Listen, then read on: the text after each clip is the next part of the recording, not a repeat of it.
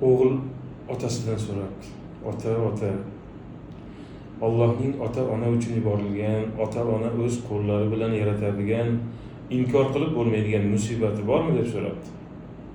Alloh tomonidan yuborilgan, ota-ona o'z qo'llari bilan yaratadigan, inkor qilib bo'lmaydigan musibat bor o'g'lim dedi.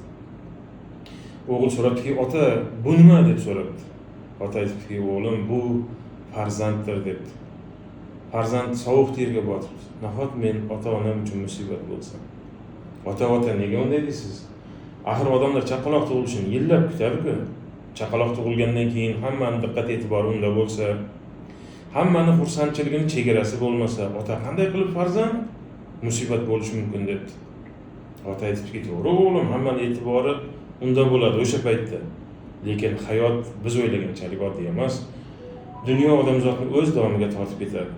Ro'zg'or tebrataman deydi, mol dunyo davlat to'playman deydi. Ba'zan bolalar uxlab yotgan payt ishga ketadi, ba'zan uxlab yotgan payt kirib keladi. O'zi istar-istamas boladan uzoqlashadi. O'zi xohlamay bolaga tarbiyasiga vaqt ajrata olmay qoladi. Mol dunyo davlat to'plagan payt o'yin-kulgi, to'y hashamga beriladi. Bolaga kelganda esa qo'yaver, bir kun turtilib surilib o'zi odam bo'lib qolar deydi.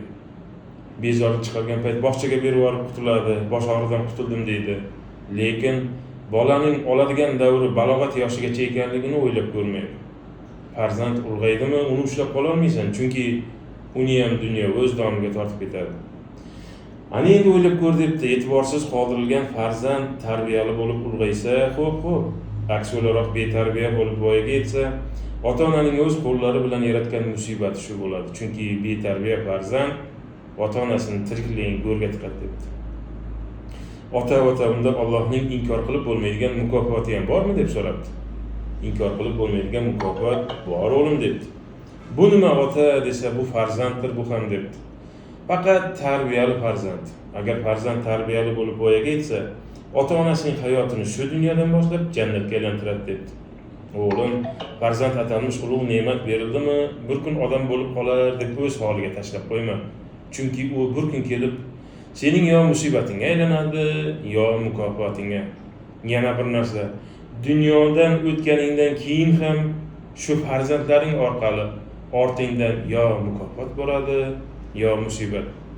Buni shu vaqtgacha bironta ota-ona inkor qila olmagan. Bundan keyin ham hech bir ota-ona buni inkor qila olmas.